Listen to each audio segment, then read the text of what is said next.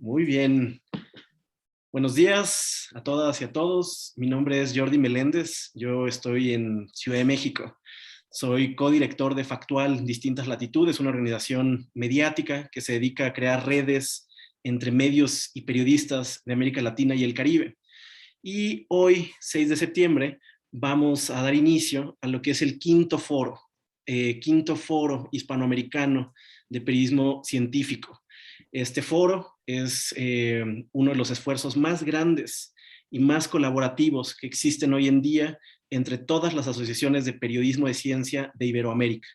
De España a Argentina, personas de estas distintas asociaciones se han reunido para tratar de crear de manera conjunta y colaborativa un programa muy intenso y muy especial que empezó desde hace un par de semanas con talleres y va a continuar esta semana con conversaciones, con debates y entrevistas. Entonces, pues a mí me da mucho gusto darles la bienvenida, saludarles. Esta es la segunda ocasión que hacemos este esfuerzo, insisto, colaborativo y regional. Todo empezó el año pasado, en abril del 2020, cuando la pandemia iniciaba y todo el mundo decíamos, ¿qué está pasando? Y en ese momento, Aleida Rueda, de la Red Mexicana de Periodistas de Ciencia, Mariana Castro, que es coordinadora de ciencia del Centro Cultural de España, y Quetzal y yo, de parte de Factual, dijimos, hay que hacer algo, pero hay que hacer algo que una a las distintas asociaciones, que nos ponga a conversar sobre la incertidumbre y sobre las cosas que no sabemos, pero también sobre las cosas que tenemos que tener en cuenta para encarar esta pandemia. Y así fue como empezó este esfuerzo regional y sin más preámbulo quisiera pasarle la palabra a Quetzali Rosas, mi socia en Factual, para que pues también pudiera dar unas palabras de bienvenida. Entonces, para mí es un honor pasarle la palabra a Quetzali, quien de parte Factual ha llevado gran parte de la carga organizativa y logística. Entonces, pues, Quetzali. Muchas gracias, Jordi. Y pues nada, solo quiero sumar a estas breves palabras. Primero agradecer a todas las personas que se interesaron en el foro y que estuvieron como súper atentas desde que mandamos el primer correo para que se empezaran a registrar, a las personas que estuvieron pendientes del programa y votaron por las mesas que hoy tenemos. Esta semana vamos a tener 19 actividades entre conversaciones, debates y entrevistas y ya tuvimos 6 talleres. Entonces, este quinto foro hispanoamericano de periodismo científico se conformó de 25 actividades en la que fue muy importante trabajo colaborativo con las distintas asociaciones de periodistas de ciencia Argentina, Chile, Perú, Colombia, España y México y Brasil. Entonces, estas 7 asociaciones fueron vitales para poder formar este programa que desde el año pasado que venimos trabajando en conjunto, justamente permite la creación de estos espacios donde el año pasado teníamos la incertidumbre cuando cayó la pandemia de COVID-19 y ahora cuando estamos en este momento de adaptarnos a esta nueva normalidad, a las vacunas, a saber qué hacer y no hacer, si los niños van a la escuela o no. Entonces, este tipo de esfuerzos colaborativos se vuelven fundamentales para seguir conversando, porque no todo está terminado ni todo está dicho, y se vuelve muy importante que nos sigamos uniendo y trabajando de esta forma. Entonces, bueno, agradecerles a las asociaciones y a todos los panelistas que aceptan participar y venir aquí como a conversar, a hacer el intercambio de aprendizajes y conocimientos, y pues sobre todo también al Centro Cultural de España en México, que ha sido un aliado de este foro para hacerlo posible, y sobre todo también a Leida, ¿no? La presidenta de la Red Mexicana de Periodistas de Ciencia, con quien ha sido muy enriquecedor hacer este trabajo para traerles hoy este quinto foro hispanoamericano de periodismo científico. Entonces, pues muchísimas gracias y seguro que será súper de su agrado. Muchas gracias, Quetzali. Bueno, pues como bien mencionó Quetzali, este esfuerzo también inicia desde el año pasado, más bien desde hace ya 5 años, en una asociación, en una alianza con el Centro Cultural de España, pero en específico todo lo que se desarrolló de manera virtual desde el año anterior. Quien nos detonó la idea fue Mariana Castro, del Centro Cultural de España. Entonces, también me gustaría pasarle la palabra a Mariana para que pues, nos pudiera dar unas brevísimas palabras. Muchas gracias, Jordi. Buenos días y tardes, dependiendo de dónde se encuentren a todos. Gracias por acompañarnos. Y efectivamente, como ya lo comentaron, el foro surgió hace 5 años desde esta colaboración y desde ese interés del centro de contribuir a la profesionalización del gremio en Iberoamérica, pero también desde una estrategia de diplomacia científica del Centro Cultural, en el que queremos acercar el conocimiento a la sociedad. Y bueno, efectivamente el periodismo de ciencia pues es imprescindible para esto. También, bueno, pues, ¿qué les puedo decir? Es un proyecto al que le tengo muchísimo cariño.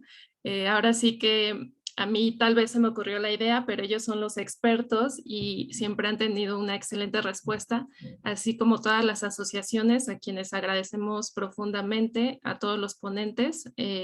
Creo que el año pasado, si algo pudimos obtener de la pandemia, a pesar de todo, fue esta gran asociación, ¿no? Que estábamos buscando, pero que gracias a la pandemia, pues se aceleró y estamos todos aquí hoy reunidos. Muchísimas gracias y bueno, pues que lo disfruten muchísimo. Yo los dejo con Aleida. Muchas gracias, Mariana, por todo el empeño. Desde el Centro Cultural de España en México, Mariana Castro lleva distintos programas que tienen que ver con ciencia, algunos muy orientados hacia que las niñas y las adolescentes conozcan y se acerquen a la ciencia. Es uno de los proyectos más bonitos que yo he visto recientemente en el Centro Cultural de España, y pues también con este ánimo de, bueno, siempre hacer más y hacer de manera regional. Por último, y ya para que nos ayude a inaugurar formalmente este quinto foro, le paso la palabra a Aleida Rueda, una periodista de ciencia que, bueno, a pesar de su juventud, tiene mucha trayectoria. Entonces, Aleida. Ay, muchas gracias por decir.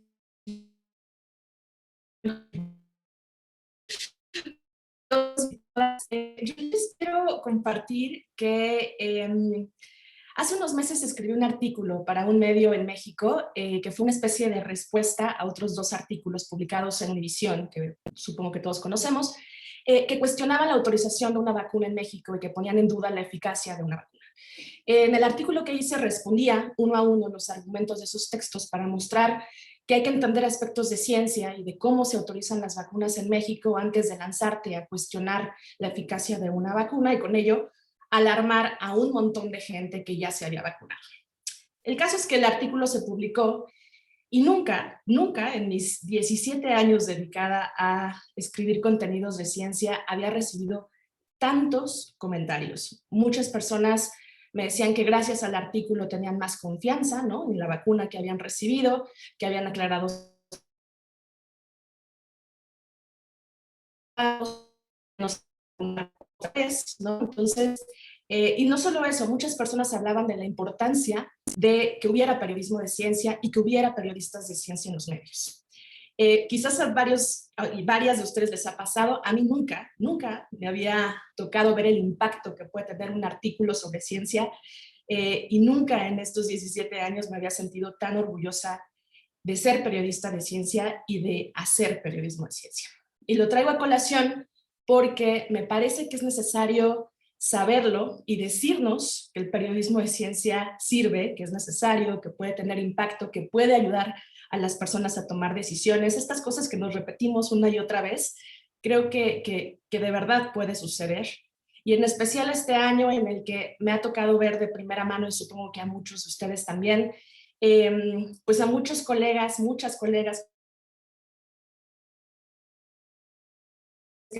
que no sirven para el periodismo de ciencia,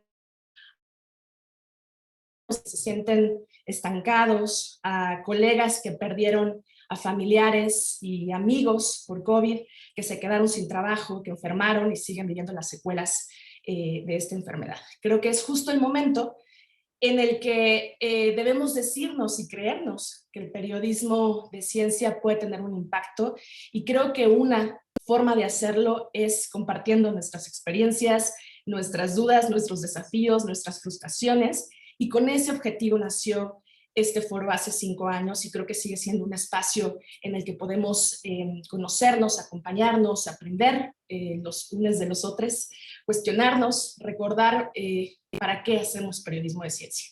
Así que espero que esta 5ª edición cumpla con ese objetivo y construyamos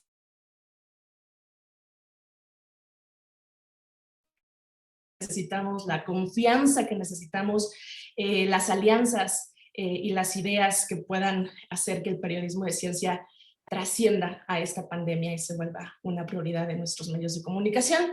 Así que pues yo agradezco muchísimo a las 8 o 9 personas que nos ayudaron a hacer este posible, muchísimas más, pero 8 sobre todo, Bruno Mazare de la Red Argentina de Periodismo Científico, muchas gracias Bruno, a Moura Leite de la Red de Conciencia de Brasil, a Nelly Dapol de la Chipec, a Jimena Serrano de la CPC en Colombia, a Cita Méndez de la EC en España, a Daniel Mesa de la AP Ciencia en Perú, por supuesto a Jordi Meléndez y a Mariana Castro, que hemos hecho esto desde hace ya 5 años, y sobre todo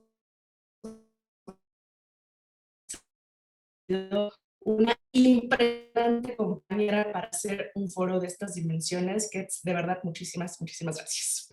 Yo nada más termino diciéndoles 3 cosas. Una es que también gracias al esfuerzo de Ketz, de Jordi, de todo el equipo de Factual, pudimos hacer un compendio, unas memorias del foro del año pasado, que va a estar disponible esta semana, a lo largo de esta semana va a estar en las redes sociales, tanto de Factual como de la red, en donde podrán ver todo lo que se discutió el año pasado, que la verdad es que sigue siendo bastante pertinente y bastante actual. La otra cosa es que no está en el programa, pero vamos a tener una sesión de datos que tienen que ver con investigaciones de COVID. El jueves lo vamos a incluir también y ya lo vamos a tener en redes sociales. Y la última sorpresa es que tenemos una entrevista con Ed Young, uno de los periodistas de ciencia más importantes que ganó recientemente también está con nosotros acompañándonos en este foro. Entonces, pues se viene un foro muy interesante, muy enriquecido por todas sus ideas, toda su participación y su colaboración. Yo les agradezco muchísimo. Así que, dicho esto, siendo las 11:04 del lunes 6 de septiembre, declaro inaugurado el 5º Foro Hispanoamericano de Periodismo Científico, COVID y más allá. Muchas gracias a todos y todas por hacerlo posible y por estar aquí acompañándonos. Entonces yo le doy la palabra a Jordi, a Florencia. Así es, mi querida Leida, adelante, ahora sí empezamos. Entonces ahora sí le doy la palabra a mi colega Florencia Ballarino, periodista de ciencia, integrante de la Red Argentina de Periodismo Científico, para que inicie la moderación de nuestro primer conversatorio. Adelante y bienvenida, Flor. Muchísimas gracias a Leida y a todos quienes están detrás de la organización de este 5º Foro Hispanoamericano de Periodismo Científico. Es para mí un gusto estar moderando este primer conversatorio, donde vamos a hablar de un nuevo horizonte para el periodismo científico después de la pandemia. Soy Flor Ballarino, soy vicepresidenta de la Red Argentina de Periodismo Científico y tengo un panel de lujo que me va a acompañar en este primer conversatorio. Estoy realmente muy feliz, allí ya estoy viendo a todas las caritas. Así que paso a presentarlos a cada uno de ellos. Va a estar con nosotros Gema Revuelta, ella es directora del Centro de Estudios de Ciencia, Comunicación y Sociedad de la Universidad Pompeu Fabra en Barcelona. Dirige el máster en Comunicación Científica, Médica y Ambiental de la universidad, un programa de formación pionero que en octubre comenzará su edición número 27. De formación es doctor en Medicina y máster en Comunicación Científica. Desde hace más de 20 años se dedica a la enseñanza, a la investigación en el campo de la comunicación científica, la percepción social de la ciencia y la participación ciudadana. Hola Gema, gracias por estar con nosotros.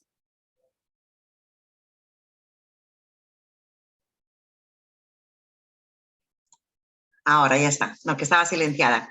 Buenas tardes, ¿cómo estamos? Muy bien, muchas gracias. También nos acompaña Cecilia Rosen. Ella es investigadora, docente y periodista especializada en ciencia, tecnología, innovación, salud y medio ambiente con 15 años de experiencia.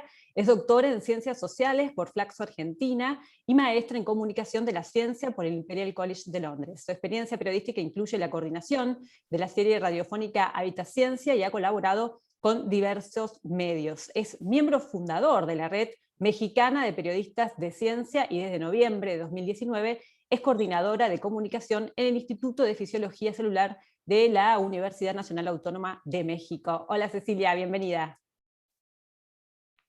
Gracias, Florencia. Muchas gracias por la invitación.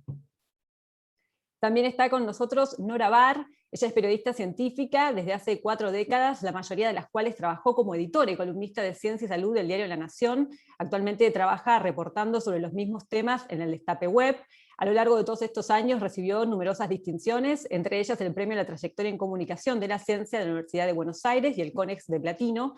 Escribió varios libros, entre ellos 10 preguntas que la ciencia todavía no puede contestar, y Rebelión en el Laboratorio, Vidas de Mujeres Científicas. Es miembro de la Academia Nacional de Periodismo y es presidenta de la Red Argentina de Periodismo Científico. Hola Nora, bienvenida. Hola Flor, hola a todas las colegas y colegas señores. Les agradezco muchísimo la invitación, encantada de estar aquí para charlar un ratito sobre este oficio que nos apasiona. Y por último, y no por eso menos importante, tenemos a André Biernat, es periodista de Ciencia y Salud, actualmente es reportero de BBC News Brasil y ha publicado artículos en Bella, en Salud Vital, Claudia, súper interesante, el British Medical Journal. Fue uno de los fundadores y el primer presidente de la Red Brasileña de Periodistas Científicos. Hola André, bienvenido. Hola Florencia, muchas gracias por la invitación. Mucho gusto estar con ustedes hoy. Bueno, la idea de este conversatorio es que hablemos de los desafíos que hemos tenido que enfrentar en la cobertura de esta pandemia, pero también que vayamos un poco más allá, que pensemos cuáles de esas lecciones aprendidas nos pueden servir para la pospandemia, como la identificación de nuevas oportunidades laborales o el trabajo en redes y demás. Pero quería un poco comenzar analizando o teniendo un poco la visión de cada uno de sus respectivos países de cuál ha sido el rol del periodismo científico en la cobertura de esta pandemia. Gema, ¿querés comenzar? Vale, de acuerdo. Bueno, yo entiendo, perdón porque he entrado a última hora, no me funcionaba, pensaba que me tenía que conectar con el móvil y voy un poquito precipitada, pero bueno, entiendo que es una respuesta corta. Bueno, yo si queréis os explico cuando preparábamos cuando me explicabais este foro, ¿no? Y una de las preguntas era precisamente esto, ¿no? ¿Qué futuro se le veía al periodismo científico a raíz de la pandemia? ¿Qué había pasado en la pandemia, etcétera? Y bueno, a mí dirijo un máster de comunicación científica y me encantaría poder decir que a partir de la pandemia todo el mundo se ha dado cuenta lo importante que es el periodismo científico, y que a partir de ahora en todos los medios de comunicación van a contratar a muchos más periodistas especializados, los van a poner en plantilla, van a abrir, etcétera, etcétera. Eso es lo que me encantaría decir, porque creo que es lo lógico y lo razonable después de todo lo que ha pasado, pero lógicamente pues tengo mis dudas porque las decisiones de negocios no siempre son decisiones muy racionales, ¿no? ¿Qué ha aportado el periodismo científico en la pandemia en España y estoy segura que en cualquier otro país del mundo, ¿no?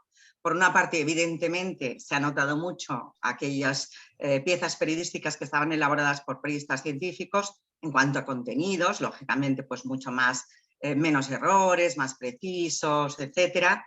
Pero yo creo que eso ya es lo de menos. Lo importante del periodismo científico en una situación como esta, que no es solamente esa precisión, sino lo importante es que la persona que se dedica a periodismo científico se conoce el contexto de la ciencia, en este caso conoce el contexto sanitario, por lo tanto enseguida sabe cuáles son las fuentes a las que se tiene que dirigir y más fácilmente sospecha de aquellas fuentes, pues yo que sé, que están más politizadas, desconfía más, tiene un papel un poco más escéptico que una persona que nunca en su vida haya cubierto esos temas, perdón. Luego hay otra parte más, no solamente el conocimiento del contexto y la utilización de fuentes, sino también la parte ética. Cuando llevas años dedicándote a esta profesión que, como decía Nora, es apasionante y todos los que nos dedicamos desde un punto de vista u otro, ¿no? Realmente la disfrutamos, porque si no, no nos dedicaríamos, te haces muchas reflexiones acerca del impacto de tu trabajo, y es un impacto un poco distinto al que se ejerce desde otros ámbitos de la comunicación y del periodismo. Por ejemplo, en el ámbito de la salud, pues sabes que determinadas formas de cobertura de algunos temas pueden generar un impacto incluso inmediato o muy amplio, cuando los temas de salud pública está muy claro, pero en el ámbito de la ciencia también. Es decir, que yo, para resumir, creo que estos tres aspectos, contenidos, conocimiento del sistema, tanto el sistema científico como el sistema sanitario, y una reflexión ética avanzada que no se improvisa, creo que es algo que ha sido fundamental, y se ha visto el trabajo y se ha podido diferenciar muy bien los periodistas científicos de los que de repente se les venía todo esto encima y tenían que improvisar.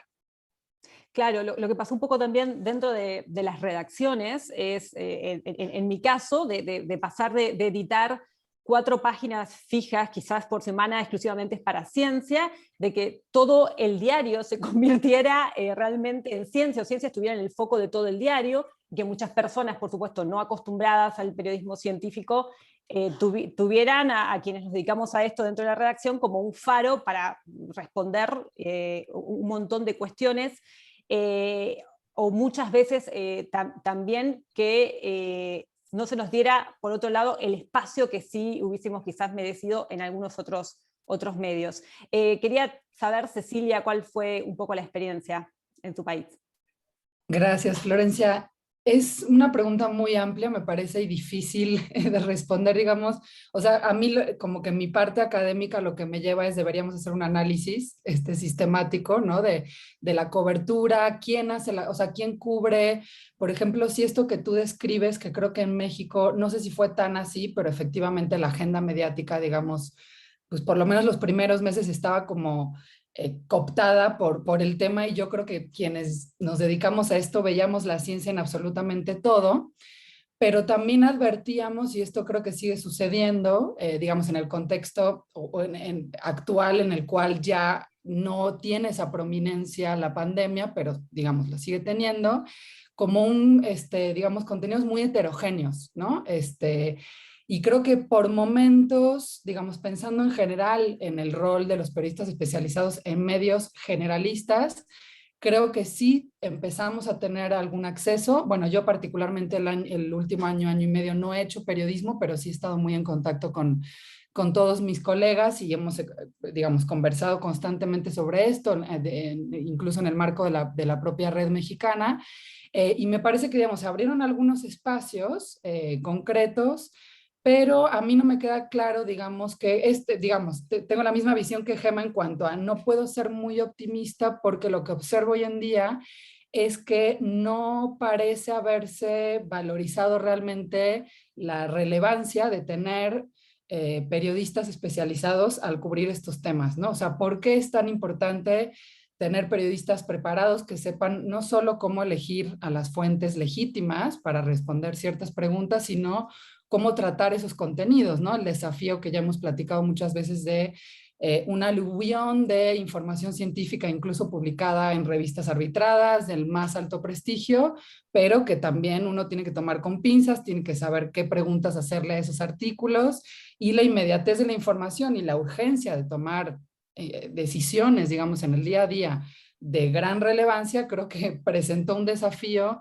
que, insisto, por un lado, quizás en algunos espacios se vio o empezó a asomarse como esta relevancia de los periodistas especializados, pero en general, digamos, eso yo no veo que haya permeado como, o que haya, digamos, permanecido como estable, y que entonces ya se abrieron más espacios, o se va a recurrir para hablar de pandemia a periodistas especializados, ¿no? Entonces, yo tiendo a pensar que, digamos, no nos tenemos que dejar llevar por esta impresión de que se valora más al periodismo científico, a la vez de que es cierto que sí, hay algunos espacios, y creo que, como bien decía Gema, creo que es muy notable la calidad de los contenidos, y ahí sí, ¿no? Defender la especialización, sobre todo ante esta información científica tan cambiante y, bueno, con alto grado de incertidumbre, ¿no? Que creo que pues nosotros seguramente somos en este momento deberíamos ser los más preparados para afrontarla. Pero digamos, eso como primera perspectiva, creo que es complejo.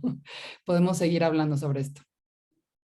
Sí, lo vamos a seguir haciendo en las próximas preguntas, seguramente para seguir profundizando un poco más en lo que decían. Me interesa también conocer la visión de Nora. Bueno, hola, ¿qué tal? Coincido muchísimo con lo que dijeron Gemma y Cecilia. La verdad es que, por lo menos aquí en la Argentina, a mi modo de ver, hubo luces y sombras, como supongo que debe haber habido en todos los países, ¿no? Por un lado, como nunca, los temas de ciencia y salud ocuparon el centro de la escena.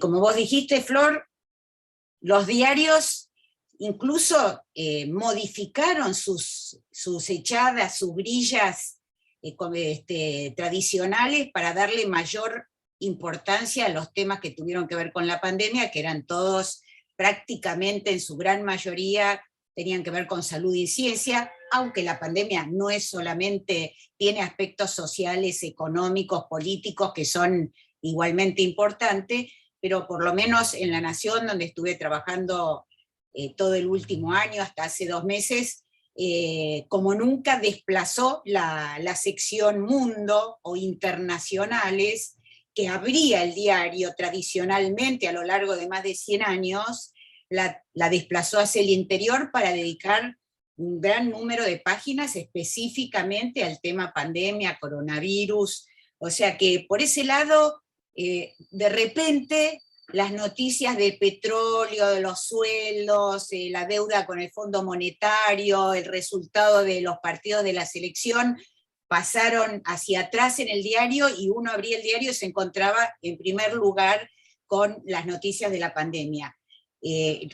Fue algo, nunca lo había visto en tantos años de trabajo, pero acompañado con esto, que fue muy interesante y nos demandó un esfuerzo enorme a quienes estábamos trabajando tradicionalmente en estos temas, realmente de trabajar 24 horas por día y 7 días por semana, especialmente durante todo el primer año, porque había tanta incertidumbre, había que leer tantas cosas, había que consultar, había que chequear tantos datos y aprender, porque estábamos aprendiendo al mismo tiempo que los propios investigadores sobre el nuevo virus, cómo se transmitía, si se transmitía por aerosoles, si se transmitía por gotitas balísticas, qué querían decir, cómo interpretar los números de la pandemia. Todo eso supuso un desafío enorme para los periodistas científicos. Tuvimos que abusar nuestras habilidades y nuestras capacidades en las que nos entrenamos durante tanto tiempo para evaluar la información científica. Por otro lado, nosotros, cuando yo empecé a trabajar hace mucho tiempo, que un trabajo fuera publicado en una revista con referato era el sello de calidad, era como el sello IRAM, y decía, ya esto es válido. Y ahora las noticias venían por comunicados de las empresas que desarrollaban vacunas o que trabajaban en fármacos, por preprints, o sea, se cayó inmediatamente la barrera de que lo que no había sido revisado por pares no se podía, digamos, dar a conocer públicamente. Y entonces eso supuso toda otra manera de trabajar que no era la habitual para las épocas prepandemia.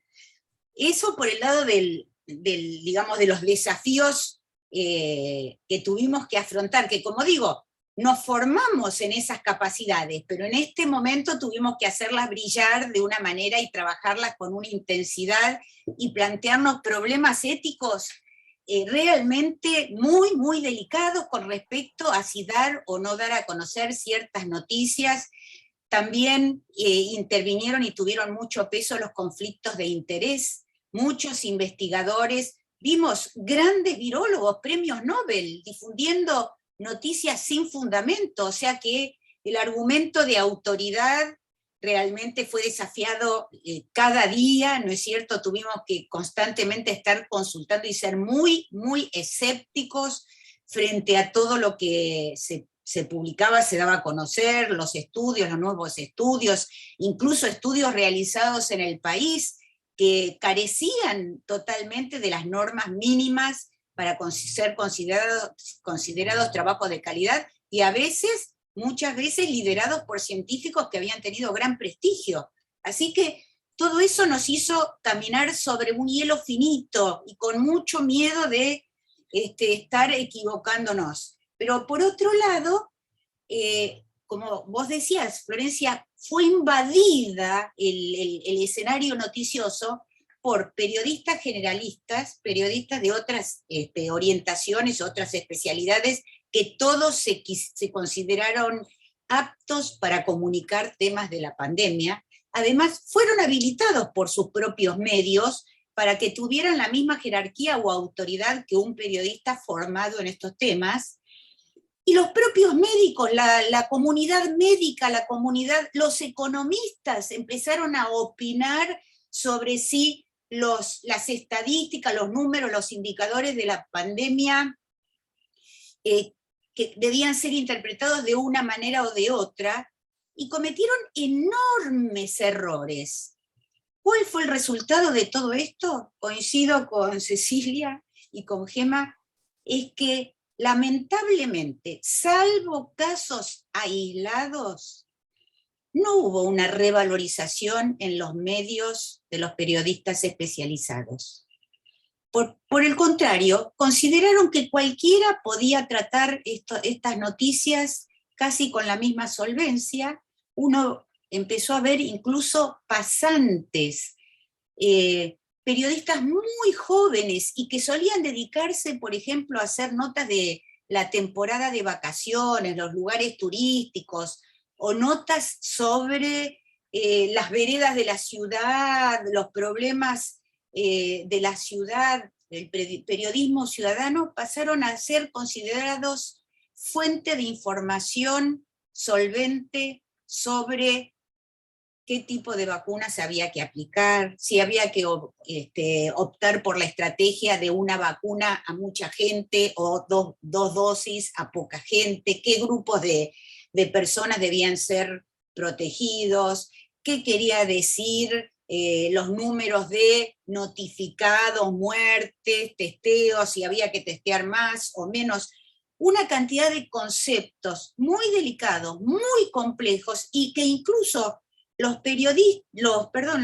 investigadores más especializados muchas veces disentían en cuáles eran las conclusiones que había que sacar de los distintos estudios, y tuvieron grandes discusiones, y ni hablar de los tratamientos, los fármacos y la administración de las vacunas, donde en muchos temas puntuales la mitad de la biblioteca apuntaba en una dirección y la mitad de la biblioteca apuntaba en la otra. Además, no nos olvidemos que la propia OMS cometió errores muy relevantes en esta pandemia, y realmente, bueno, nos quedamos casi sin referentes como para tomar como voz autorizada, ¿no? O sea que hubo que hacer la tarea de chequeo muy, muy ardua.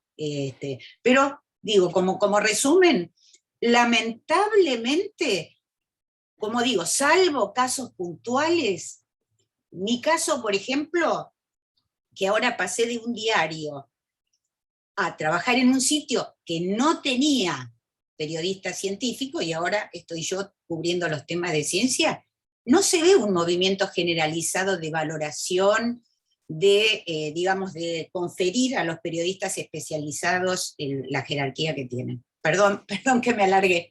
No, está bien, Nora. O también pienso que se da, digamos, en determinados sectores esta revalorización, ¿no? Porque, bueno, en Argentina, no sé, a diferencia de otros países, se dio un poco un fenómeno que hubo varios movimientos de periodistas de un medio al otro, cuando pensamos, digamos, que eso no se iba a dar, que los medios, digamos, tradicionales no iban a dejar ir a sus periodistas científicos, cuando lamentablemente no fue así. Y también pensaba en estos desafíos que vos hacías recién mención, que se le agregaban otros desafíos más internos con respecto al medio que uno trabajaba, ya que, bueno, no solo en la Argentina, sino casi en toda Latinoamérica, la pandemia también ha tenido una cuestión política y de grieta muy importante, ¿no? Y eso también se jugaba dentro de los propios medios. Pero quiero conocer la experiencia de André en Brasil en cuanto a esto, un poco el rol del periodismo científico en la cobertura de la pandemia y también los desafíos. André.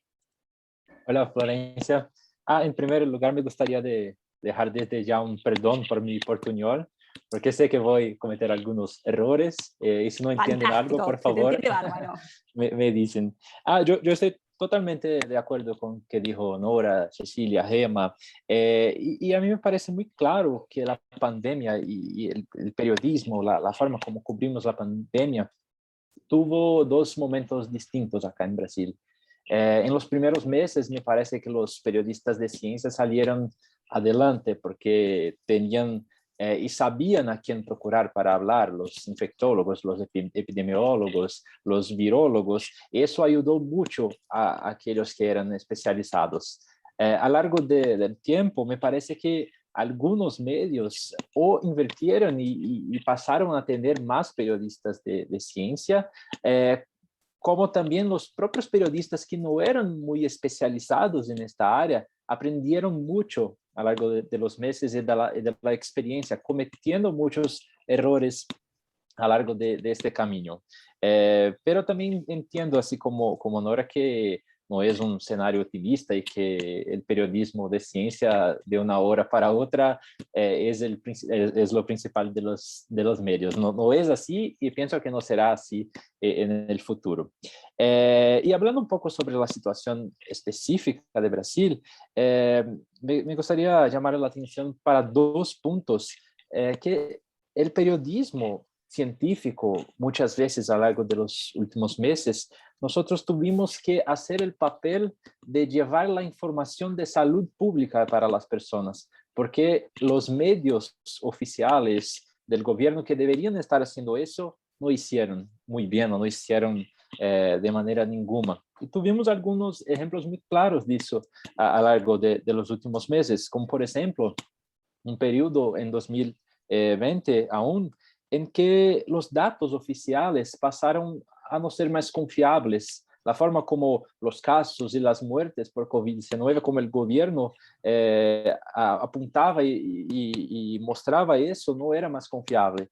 Entonces, varios medios distintos tuvieron que unirse, crear equipos para hacer este trabajo de calcular y de llevar estas informaciones a las personas sin tener tanta confianza en los datos oficiales del gobierno federal. Y eso está ocurriendo hasta hoy. Entonces es algo que fue creado durante la pandemia y que habló de los casos, de las muertes y ahora también de la vacunación. Entonces fue una conquista, un movimiento importante diante de una necesidad que se abrió con el tiempo. Y muchas veces también nosotros tuvimos que mostrar cómo la comunicación o las cosas que eran dichas no estaban conformadas con la ciencia. Por ejemplo, acá en Brasil no se habló mucho de los representantes que no había la necesidad de usar mascarillas o cubrebocas, y nosotros tuvimos que hacer muchas reportajes diciendo que sí era necesario por causa de eso y de eso. Entonces me parece que a lo largo de decir los grandes avances, lo que se descubría sobre la pandemia, sobre el virus, las formas de transmisión, nosotros también tuvimos en una perspectiva brasileña, no sé si de Latinoamérica, este rol también de llevar la información de salud pública para las personas, para nuestro público. Muy interesante, André, lo que contabas con respecto a Brasil. Yo quería también entrar un poco más en algunos desafíos. Nora recién nombraba varios de ellos, ¿no? Como esto de aprender mientras teníamos nuevos conocimientos, también la ciencia tenía nuevos conocimientos sobre esta pandemia, cómo comunicar la incertidumbre, el esto de llevar, que contaba André, las recomendaciones en salud pública cuando el gobierno decía lo contrario. Otra cosa que también yo vi muy fuerte es que, a diferencia de la pandemia de gripe H1N1, que imagino todos nos ha tocado cubrir, la información no solo circulaba por los medios tradicionales, sino que las redes sociales se convirtieron realmente en una herramienta de comunicación, sobre todo en los jóvenes, de muchísima información y desinformación, lamentablemente, mucha información errónea con respecto a la pandemia, y eso también nos derivó en un desafío importante a la hora de hacer una cobertura. No sé si Cecilia o Gema vieron desde también la parte académica esto de la circulación distinta de la información. Bueno, si queréis empiezo yo, si os va bien. Perfecto. Bueno, lo que sí que se ha visto, evidentemente, bueno, tienes toda la razón, en redes sociales ha circulado muchísima información, no solamente, o sea, hay dos cosas importantes de las redes sociales. Por una parte es el contenido que se genera directamente y que se vuelca en redes, que no es contenido creado desde una estructura periodística, es decir, no está creado en un medio de comunicación, no tiene una finalidad periodística, etcétera, sino que puede ser cualquier persona que la genere, y esto está circulando por redes. Y luego también, obviamente, por redes circula todo aquello que generan los medios de comunicación, porque las redes al final son las que están canalizando y redistribuyendo los flujos informativos, pues en base a los algoritmos que nos quieran poner en cada, bueno, pues, en cada plataforma, y depende de nos interese, pues sobre todo comerciales, y sabiendo un poco lo que hacemos nosotros. Así que en redes, lo que te llega a ti, lo que me llega a mí, lo que llega a mi hermana o a mi sobrino, son contenidos distintos. Muchos de ellos están creados en medios de comunicación, otros no. Y ahí está esa mezcla de información que nos está llegando. Por todos los estudios que se han hecho durante la COVID de la comunicación, que son muchísimos, ingentes, y además todos están en abierto, y se han abierto convocatorias específicas para investigar no solamente el virus, sino también la comunicación de la pandemia y la sociología de la pandemia, la percepción. Lo que se ha visto es que en las primeras, el primer mes, al menos por ejemplo en España, el primer mes de estado de alerta, que fue en el mes de marzo, la gente volvió a confiar un poco más, o volvió a utilizar un poco más los medios tradicionales, sobre todo la televisión. Primero porque había un nuevo formato periodístico, que eran esas ruedas de prensa televisadas, esas comparecencias de, bueno, pues en este caso pues era el presidente, el responsable de salud pública, etcétera, y esto era 1 hora diaria, y entonces tenías ese formato. En segundo lugar, porque estabas mucho más en casa y por tanto era más fácil que vieras la televisión. Y en tercer lugar, porque sí que es verdad que durante la primera época era tal el desconcierto y tanta la ansiedad que tenía toda la población, que ante la duda pues iban a esos medios tradicionales.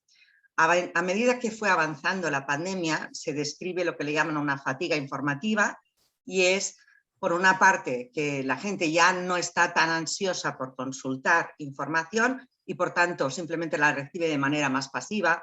Aquello que le llega por WhatsApp o que le llega, en Latinoamérica, por ejemplo, se usa más Facebook, en España más WhatsApp, pero entonces a partir de un primer momento en el que se confiaba mucho más en la autoridad, utilizabas más medios de comunicación convencionales y buscabas activamente más información, se pasa a una segunda fase de fatiga informativa, que pierdes un poco de confianza en la autoridad, buscas menos información, y la información que te llega es de manera pasiva, especialmente a través de redes. Y ahí es donde en las redes, pues bueno, te puede llegar cualquier cosa. Y eso es un poco lo que se está viendo, ¿no? Y ahí pues también el papel de los fact-checkers, que han hecho un papel súper importante para bueno, ir canalizando todas las fake news, que las fake news sobre todo se han generado más en redes que en medios de comunicación. En medios de comunicación normalmente no cuela una fake news, a veces sí, ¿no? Pero en general no. Y las redes sociales han sido los grandes distribuidores de fake news. Y bueno, yo creo que hemos tenido, desde el punto de vista de una investigadora de comunicación, claro, ha sido fascinante. Yo también, bueno, pues he estado 24/7 dedicada a la comunicación, a la investigación, a la enseñanza, pero claro, la investigación ha sido súper interesante. Cecilia, ¿han identificado esto como una problemática o algunos otros desafíos dentro del periodismo científico? Y bueno, yo lo primero que diría es que por lo menos en México nos hacen falta más estudios y más análisis. Y ya sé que es como, oh, qué aburrido que vuelvas a decir eso y creo que siempre lo digo, pero por lo menos a mí me encantaría tener investigación cualitativa del tipo que sí, me parece que en España se realiza de manera sistemática, continua, ¿no? O sea, con criterios metodológicos como que nos permiten realmente comparar, etcétera. Entonces, bueno, yo la aportación que puedo hacer me parece que es más desde una observación, pues sí, o sea, desde una mirada sociológica, una observación y algo más anecdótico, ¿no? Que, digamos, varias cosas para decir. Por un lado, creo que ha sido efectivamente, como dice Gemma, fascinante observar, bueno, lo que ya mencionaba Nora y lo que mencionaban ustedes de tener una oportunidad, digamos, única desde el punto de vista, sí, de la práctica periodística, pero también para observar la comunicación pública de la ciencia en general, ¿no? Que implica no únicamente al periodismo, sino otros ámbitos, ¿no? La comunicación institucional, quiénes son las fuentes autorizadas, el tema de la confianza, que pues es como el gran tema en comunicación pública de la ciencia, que nos persigue siempre y que es como un gran monstruo que no terminamos por un lado, de entender y de poder analizar realmente, ¿no? ¿Qué significa la confianza? Puntualmente, por ejemplo, en relación a lo que comentaba Gemma de las iniciativas de verificación, por ejemplo, y de, digamos, cuál es el rol de los ciudadanos no especializados o el público general, creo que sí, o sea, a mí me parece, y hasta creo que es una autorreferencia, creo que sí llegó un momento de saturación. Y sin embargo, bueno, en los primeros meses creo que hay iniciativas que jugaron papeles importantes. En México tuvimos y seguimos teniendo un proyecto de la red que es COVID Conciencia, que justamente para verificar. Bueno, el ejemplo que daba Leida en la inauguración del foro me parece que es pues como muy notable digamos, preguntaban aquí en el chat esto de los argumentos científicos. Efectivamente, de pronto pues este artículo que escribe Aleida es una especie de verificación, ¿no? Premisa por premisa de un artículo periodístico publicado, sí, en un medio tradicional, difundido en redes, donde creo que sí, estos esfuerzos son importantes. Por otro lado, bueno, la aparición de agentes que en realidad siempre estuvieron en la comunicación pública de la ciencia, no son nuevos, pero que ahora, digamos, ya no queda muy, hay médicos que hacen comunicación pública de la ciencia, que también ocupan espacios en medios tradicionales, periodísticos, pero que tienen su agenda, que tienen sus intereses también y que de pronto para nosotros puede ser muy evidente cuáles son sus intereses, cuáles son sus roles, pero creo que para el público general no es tan claro y ahí el periodismo científico tendría, digamos, que tomar también un papel como más crítico, no únicamente como fuentes epistémicas, sino quiénes son los otros actores sociales que intervienen también, ¿no? En la construcción de discursos, de mensajes en torno a decisiones que se tienen que tomar y que tienen, como digo, sus propias agendas.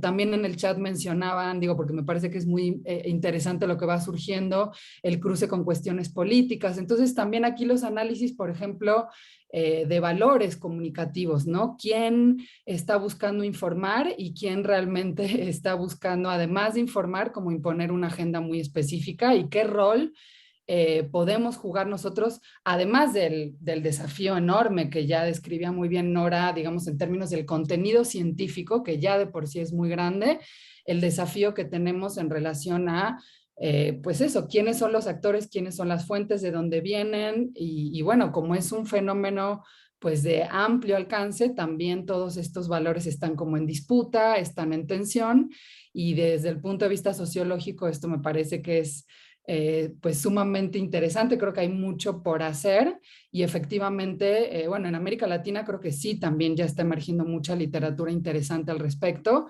pero puntualmente sobre públicos y percepción, que también era otra cosa que preguntaban en el chat, me parece que todavía hay un gran desafío para conocer cómo va cambiando esta opinión pública. En Estados Unidos, por ejemplo, es casi cada mes, ¿no? Tenemos sondeos bastante buenos sobre cómo va cambiando la percepción respecto a cosas muy puntuales como las vacunas. Y bueno, sería genial tener cosas así en México. Creo que de nuevo mi visión es un poco pesimista en cuanto a que este otro aspecto tampoco parece haberse revalorizado, ¿no? En términos de estudios de audiencias que sí deberíamos tener. Algo sobre un punto muy interesante que marcaban, y es el tema de que se dio participación en esta pandemia no solo los periodistas especializados, sino a todo tipo de periodistas, generalistas, periodistas económicos también, hablando sobre cuestiones sanitarias, médicos, científicos, médicos muchas veces sin la debida especialización, como para también hablar de la pandemia, y muchas otras profesiones, ¿no? Como esto de todo el mundo puede opinar, y cierto también hasta intrusismo, digamos, que se puede observar, ya que esos lugares donde debía estar quizás un periodista científico eran ocupados por otras profesiones, muchas veces sin la debida remuneración y demás. Nos ha pasado también como periodistas que muchas veces te llamaban de una radio, querían que opinaras, escribieras en un programa de televisión, pero sin tampoco hacer un pago por esa participación y demás, sabiendo, digamos, que nuestro trabajo debe ser remunerado. André, no sé si vivieron una situación de este tipo, si hubo un conflicto en ese sentido en Brasil. Sí, tuvimos, sí. En Brasil, nosotros ya teníamos, antes de la pandemia, algunos científicos y médicos muy famosos que hacen contenido, que hacen esta comunicación de la ciencia muy bien y son reconocidos por eso. Pero a lo largo de los últimos meses esto explodió y vivimos, sí, un movimiento de más personas casi se transformando en popstars, se tornando personas muy famosas en todo el país. Y eso ocurrió por la participación de ellos en los medios, en conversatorios, en charlas, en entrevistas para periodistas, pero principalmente, a mí me parece, por la participación de ellos en las redes sociales. Y tuvimos muchos ejemplos de eso. Y acá nosotros tuvimos ejemplos buenos que hacen esa buena comunicación y ejemplos malos también, ejemplos de personas que no son especialistas en aquel tópico, pero se aprovecharon de la situación para ganar más seguidores, más influencia y, como dijo Cecilia, tener una influencia por detrás. Sobre la cuestión de remuneración, principalmente de los especialistas, yo no sé todos los casos, pero la mayoría, por lo que yo sé, hace de graça, sin pro bono, y por la cuestión del espacio, de la divulgación de su nombre. Y eso es algo que también tenemos que tener un poco de cuidado en cuanto a periodistas, porque ellos tienen, claro, su agenda y muchas veces intereses por detrás de eso. Nora, me gustaría también que contaras un poco el caso de Argentina. Desde la Red Argentina de Periodismo Científico hicimos también una campaña, ¿no?, de comunicación, de informarse a través de periodistas científicos y la importancia. Sí, en la Argentina hubo casos muy flagrantes de mala información, de desinformación desde la televisión por presentadores de programas, realmente con consejos y ejemplos que iban en contra de todo lo que estaba respaldado en evidencia científica y que causaron, siempre nosotros los periodistas decimos, tener buena información en salud puede ser la diferencia entre la vida y la muerte, y pareciera una manera de decir, pero en la Argentina ocurrió, porque una presentadora, no es periodista, es una presentadora de un programa muy provocativo, que siempre, digamos, como estrategia para captar audiencia, suele lanzar frases muy provocativas y estar en contra de lo que recomiendan las autoridades sanitarias. Levantó una botella con lo que ella decía que era hidroxicloroquina, la tomó en cámara y 3 días más tarde murió un chiquitito, un chico muy chiquito, porque sus padres le daban este líquido suponiendo que lo protegían contra la COVID. Así que vimos en los hechos que esto no era una hipérbole, no era una exageración, sino que realmente contar con buena información puede hacer la diferencia. También falleció una médica muy temprano en la pandemia que no quiso vacunarse porque decía que no tenía confianza en las vacunas, y bueno, tuvo COVID y falleció. Digamos, no se puede decir que fue estrictamente algo causal, pero la muerte de alguna manera estuvo asociada con esta falta de vacuna. O sea que la verdad es que hubo muchísima desinformación. Los programas de televisión que en la Argentina tienen mucha, digamos, hay gran profusión de programas. Yo no soy una gran observadora de TV, pero bueno, uno se entera por Twitter y por lo que cuentan todos. Hay muchísimos programas de panelistas, le llamamos nosotros, donde se invita a distintas personas con la idea de exponer distintas visiones, pero claro, alguna de las distintas visiones. Ay, estoy escuchando doble, no sé, pero pasa algo con el Zoom. Y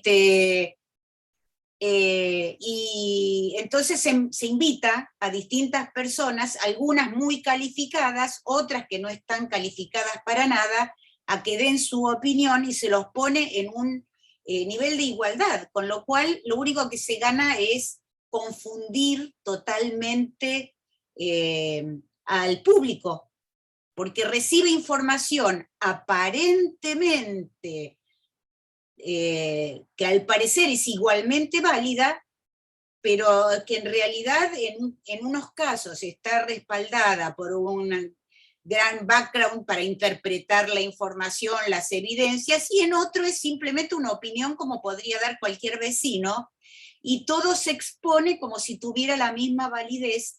Entonces, me parece que desde ese punto de vista, realmente la intrusión o la participación de personas que no estaban preparadas para exponer la mejor evidencia disponible, le hizo mucho mal a la calidad de la información.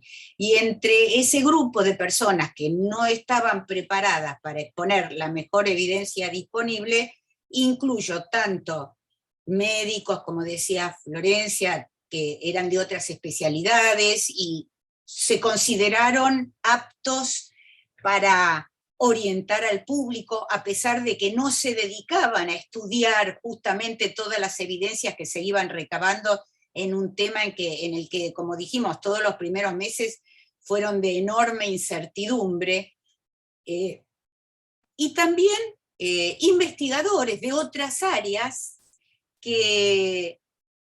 o de incluso investigadores de áreas que tenían que ver con la pandemia, pero tal vez no estaban preparados ni entrenados para dar a conocer, digamos, estos mensajes a público lego. Y eso también puede confundir, a pesar de que sean personas que tengan una carrera científica detrás. Todos sabemos que muchas veces, lo comento porque también una de las preguntas creo que se refiere a eso, sobre investigadores y comunicación de la ciencia, y como cualquier especialidad, por supuesto que tener una carrera científica detrás allana toda una parte, digamos, de las dificultades que se presentan cuando hay que informar al público lego sobre cosas que tienen que ver con informaciones que surgen de la comunidad científica. Pero se necesita algo más, no solamente conocimiento científico, y seguramente Cecilia, Gema, que están en lo académico, descuento que van a estar de acuerdo, ¿no es cierto? Hay científicos que lo hacen maravillosamente, pero el solo hecho de tener un grado científico no quiere decir que uno ya tenga todas las habilidades y las destrezas necesarias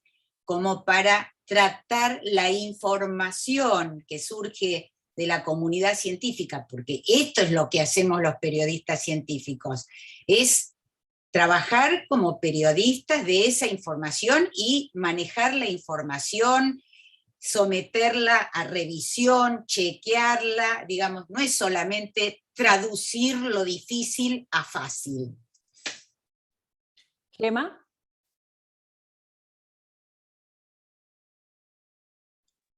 Vale, no, añadiendo a lo que decía Nora, pues totalmente de acuerdo.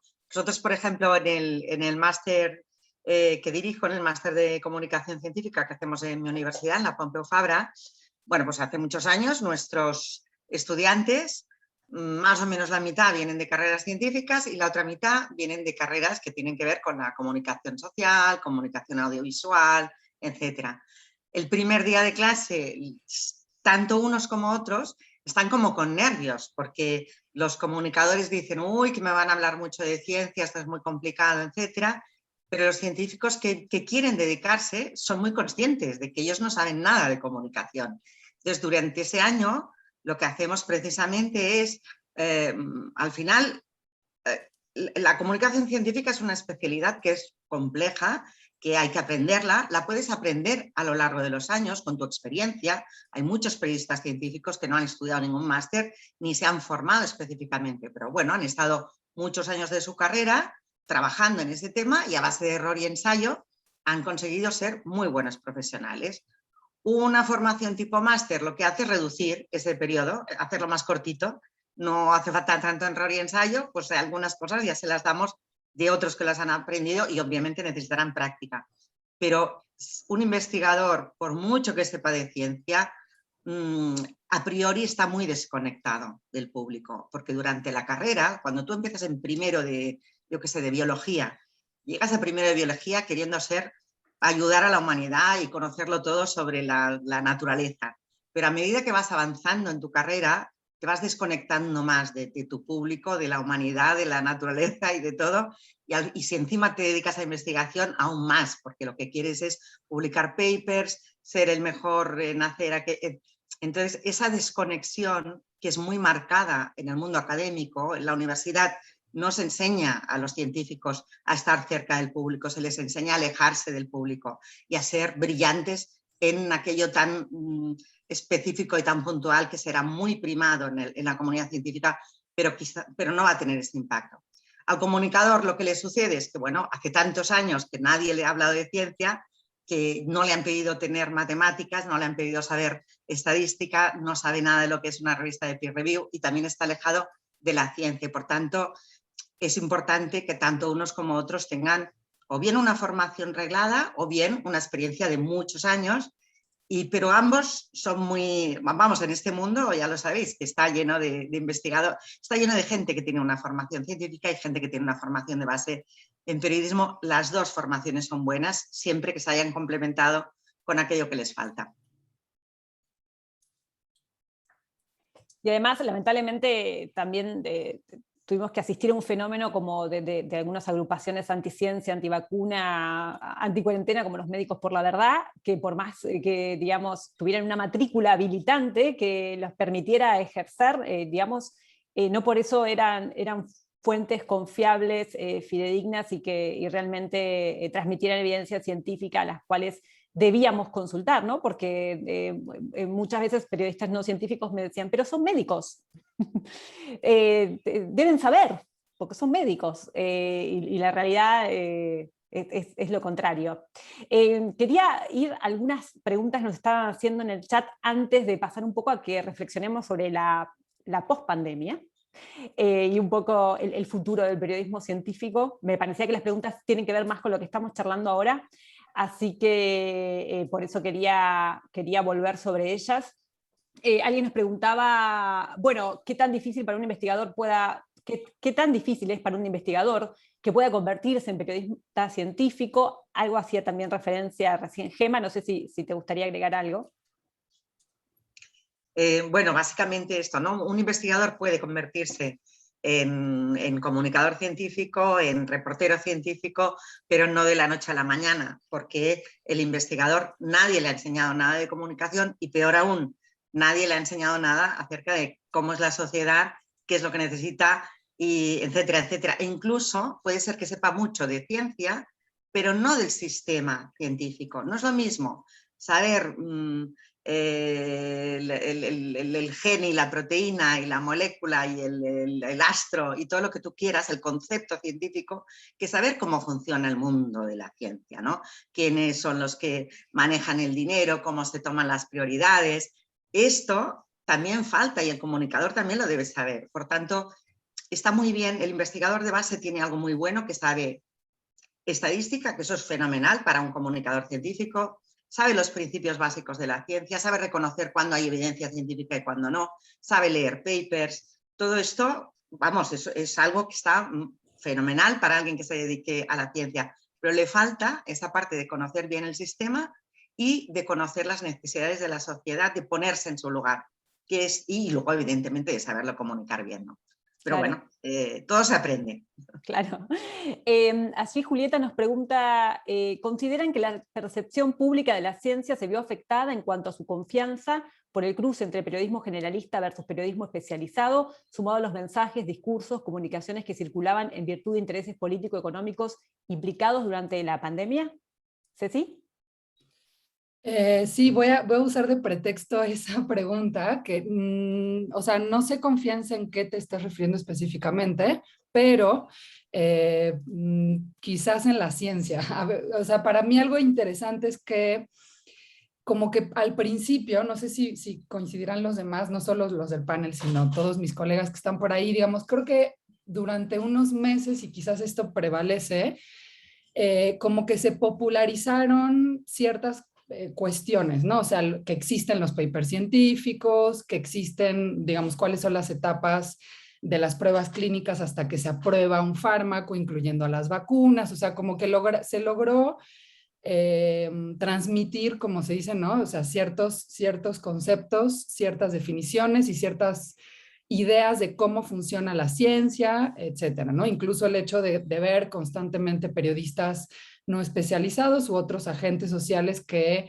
demandaban cosas de las revistas o que decían, sí, no es suficiente que esté publicado en The Lancet, porque The Lancet también tiene su agenda y también es un agente político, etcétera, ¿no? O sea, como una cuestión de cierta sensibilización ante el mundo científico. Y entonces, como que esta visión optimista de nuevo decir, esto significa que vamos a empezar a crear o a fomentar un pensamiento crítico hacia el conocimiento científico, hacia quién lo produce, en qué contexto, ¿no? Como una visión un poco, o sea, un poco más cercana a cómo opera realmente, cómo se produce la investigación científica, ¿no?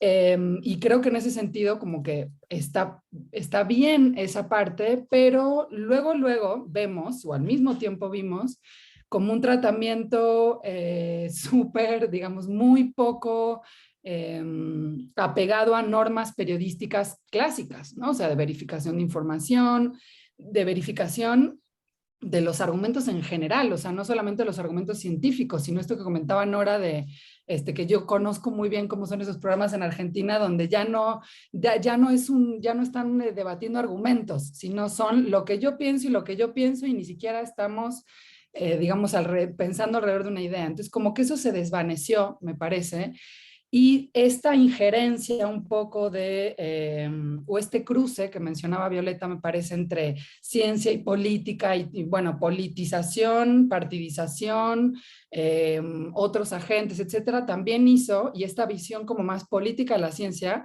me parece que también hizo que quizás en algunos sectores se volviera a desconfiar, ¿no? O sea, como que se dijera, bueno, entonces, ¿en qué confiamos? O sea, si los papers no son suficientes, si los médicos que se supone que saben o ciertos científicos no son suficientes, entonces, ¿dónde está, no? Como que se perdió esto que a nosotros nos gustaría inculcar en el ciudadano, que es un pensamiento crítico basado en buenas preguntas, ¿no? Y que esto también digamos, decante en una exigencia ante cómo los medios cubren la ciencia. Entonces, no sé, hace un par de semanas veía el ejemplo, creo que Nora mencionó esto de los tratamientos. En México, una universidad dio a conocer a través de un comunicado que estaba desarrollando un fármaco contra COVID. Y si tú leías el comunicado original, digo, no solamente no había paper, sino que no hay manera, digamos, o sea, esto no tiene ninguna importancia noticiosa en términos de que hay seguramente cientos o miles de laboratorios de investigación que estarán trabajando con péptidos, con proteínas, con moléculas a un nivel súper básico, y que esto, para que llegue a un tratamiento aprobado, pueden pasar 10, 15 años y si vemos la estadística, seguramente la mayoría no llegan a esa etapa. Y esto, digamos, vemos que la cobertura sigue siendo igual que siempre, principio de autoridad, ¿no? Que es lo que mencionaba Nora al principio, o sea, lo que importa es que lo saca una universidad. Si es un comunicado que viene de la universidad, entonces confiamos en que es un tratamiento que en algún momento va a servir para algo. Entonces, como que es esa paradoja, ¿no? De que parece que hay una parte en la que sí empezamos a tener una mirada más escéptica, examinando argumentos, viendo intereses, y luego otra en la cual queremos seguir teniendo esta actitud muy pasiva, como mencionaba Gemma, que indican los estudios, ¿no? De hazme llegar la información y me creo estas noticias súper exageradas de cosas que no me permiten tomar mejores decisiones como ciudadano ni ser más crítico ante la ciencia, que es lo que se supone que estamos queriendo fomentar en los públicos. Gracias, Cecilia. Vamos a ir con otra pregunta, en este caso de Dulce, que dice, ¿creen que la tarea principal de un periodista científico es tratar de convencer mediante argumentos científicos? ¿Cómo hacen para hablarle a una audiencia menos sensibilizada, que ignora en absoluto el contenido periodístico de la ciencia? André, ¿te gustaría responder? Sí, claro.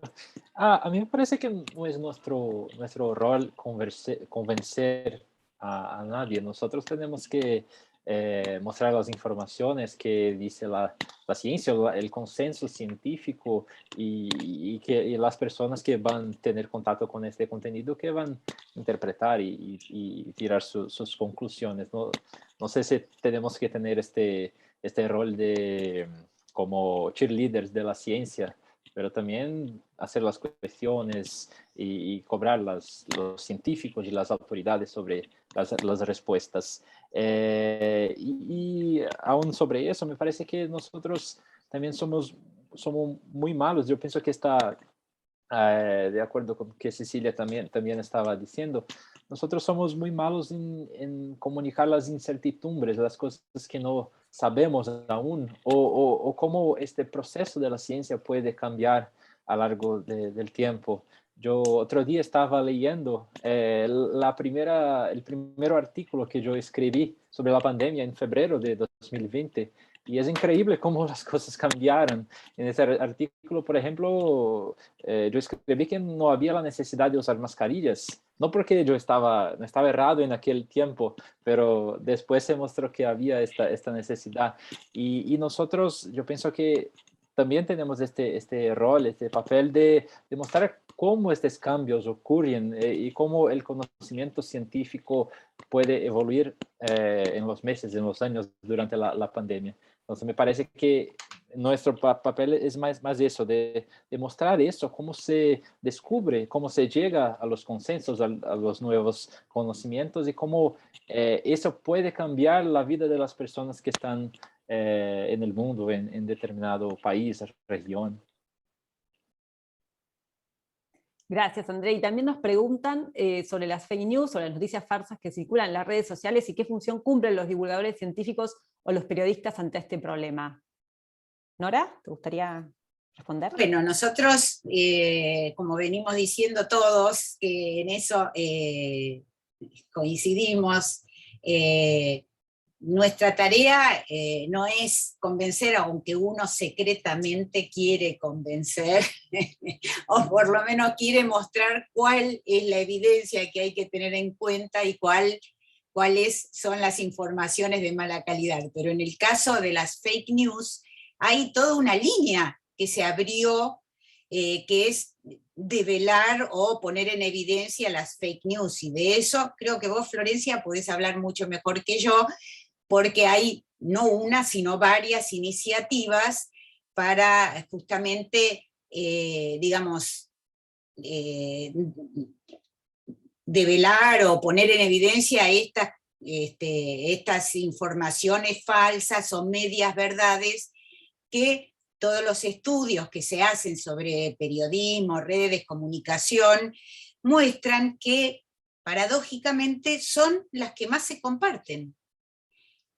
Cuando se hace comparación de noticias que son, entre comillas, verdad, o son noticias sólidas, basadas en evidencia constatable y chequeable, con estas noticias basadas en la emoción, con golpes bajos, pero que adoptan el lenguaje científico para tener un tono de credibilidad, porque eso es lo que tiene y que confunde tanto, que se ven noticias que si uno los analiza no tienen ni ton ni son, ni pies ni cabeza, pero revestidas de un tono científico, doctoral, académico, que hacen que la persona que no está preparada para separar la paja del trigo, y esa es un poco también nuestra tarea, no solamente dar a conocer resultados, sino contar cómo se llega a esos resultados para de alguna manera, digamos, dotar a la sociedad, que no eso lo tendría que hacer la escuela, pero como la escuela no lo hace, es un poco tarea de los periodistas científicos transferir el ABC del pensamiento científico a nuestros lectores, televidentes, oyentes. ¿Cómo se llega a este resultado? ¿Pueden estar equivocados? Consultemos con otra fuente, analicemos si el estudio estuvo bien diseñado, tiene grietas o flancos débiles que permitan que uno pueda dudar de esos resultados. Todo eso nosotros deberíamos incluirlo en nuestras notas, ¿no es cierto? ¿Por qué un resultado que tal vez reflejamos en el título es sostenible? Porque si no, todo suena igualmente creíble. Y bueno, la gran difusión de las fake news, el atractivo que tienen, porque golpean justamente en esa hambre emocional que tienen nuestros procesos cognitivos, ¿no es cierto? Que cuando una información va teñida de este contenido también emocional y muy resonante, que golpea justamente en estas partes vulnerables que tenemos todos porque somos humanos, bueno, se difunden de tal manera que ya surgieron estas iniciativas, como el caso de Chequeado, Reverso y otros, que tratan de analizar noticias que se viralizan muchísimo y desmontar qué es lo que hay cierto y falso en estas noticias, y que para mí son enormemente valiosas. A mí me gustaría, Flor, si vos podés contar un poquito de tu experiencia en Chequeado, porque realmente también ocuparon un lugar muy importante, ¿no? En las redes sociales, en el tratamiento y en aclarar todas estas mentiras que estaban dando vuelta. Sí, realmente, bueno, hay muchas iniciativas de verificadores de información en Hispanoamérica. Si las nombro todos me voy a olvidar alguna, pero tenemos, digamos, LATAM Chequea, que es, digamos, una organización de varios países de América Latina en contra la desinformación sobre coronavirus y sobre vacunas, que se formó a raíz de la pandemia, y realmente creo que ahí sí hay como una experiencia de jerarquización del periodismo científico en el sentido de que hay muchos periodistas científicos trabajando lo que es verificación de datos, y eso me parece muy auspicioso. Creo que la pandemia también hizo ver ahí que dentro de los verificadores había una oportunidad para hacer verificación de datos de ciencia, donde realmente hay todavía muchísimo por investigar y por trabajar. Quiero un poquito que hablemos de la pospandemia. Ustedes decían mismo de que quizás no vieron en forma generalizada una revalorización de lo que es el periodismo científico, pero quiero saber si han identificado algunas oportunidades o algunas iniciativas auspiciosas que podrían, digamos, servir, o también quizás algún aprendizaje, ¿no? Que puede servir en la pospandemia, que puede quedarnos, o que podemos profundizar después de la pandemia. ¿Quién le gustaría comenzar? A ver, Cecilia, gracias. Solamente porque se hizo un silencio que no. Me encanta, gracias.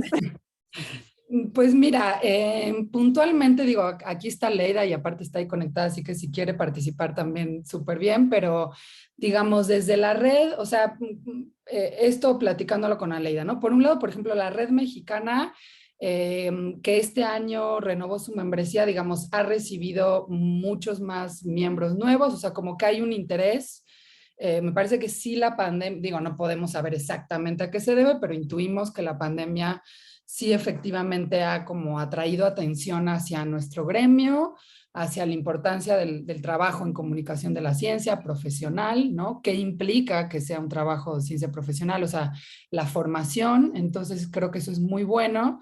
Digo, en la red tenemos muchos estudiantes. Yo en particular también donde doy clases en la UNAM, que es un ámbito pues con estudiantes que vienen de ciencias, también hay mucho interés. Esto también no sé si es por la pandemia, pero definitivamente, y creo que Gemma no me dejará mentir, digamos, cuando estás formando es como ha sido ideal este contexto pandémico y post-pandémico, como porque te sirve de, ¿no? O sea, lo que estamos viendo todos los días de cobertura.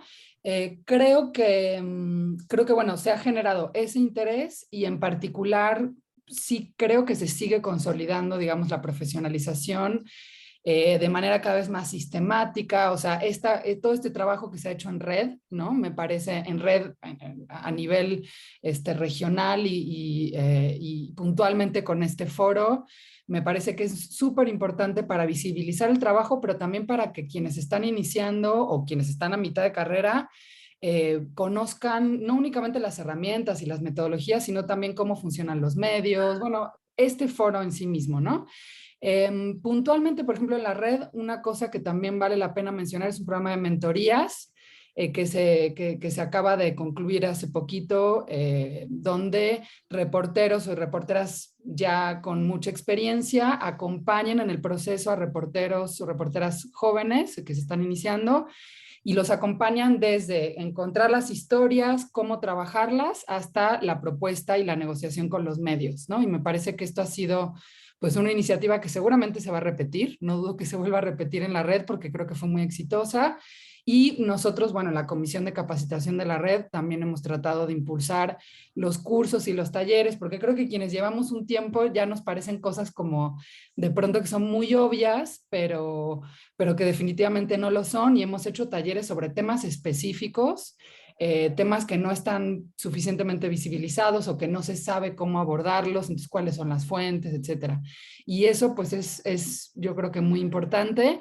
En México, bueno, ahora la Dirección de Comunicación de la Ciencia de la UNAM está relanzando el diplomado. Tuvimos un diplomado de periodismo científico, la primera edición el año pasado y este año, etcétera. O sea, creo que se siga avanzando en este sentido y bueno, lo que me parece el gran desafío siempre tiene que ver, tú lo mencionabas, Florencia, la remuneración, o sea, la remuneración de la mano de la profesionalización, cuánto hay que cobrar, qué cosas hay que cobrar. Creo que esa conversación en la red no la hemos terminado de tener internamente y hay que tenerla, y creo que es algo que surge como constantemente, y el hecho de que sí se comparten, y seguramente en las otras redes de América Latina pasa, las oportunidades laborales. O sea, eso es cada vez más frecuente en nuestra red, ¿no? Que se comparten toda oportunidad laboral de todo tipo, y creo que eso también ayuda a que quienes están ingresando o quienes pensaban en abandonar digan, no, sí hay aquí una oportunidad pues de hacer trabajo pago, ¿no? Que es lo que todos necesitamos pues para seguir en esto, ¿no? Básicamente. Y bueno, hay muchas cosas más, pero por ahí Aleida, si quiere comentar algo más o en el chat o lo que sea, si se me olvidó algo, por favor. Ahí creo que Gemma tiene la mano levantada. Así es, gracias Cecilia, te escuchamos, Gemma. Vale. Bueno, en primer lugar, pospandemia es una palabra que da mucho susto, que no sabes cuándo vamos a poder empezar a hablar de pospandemia.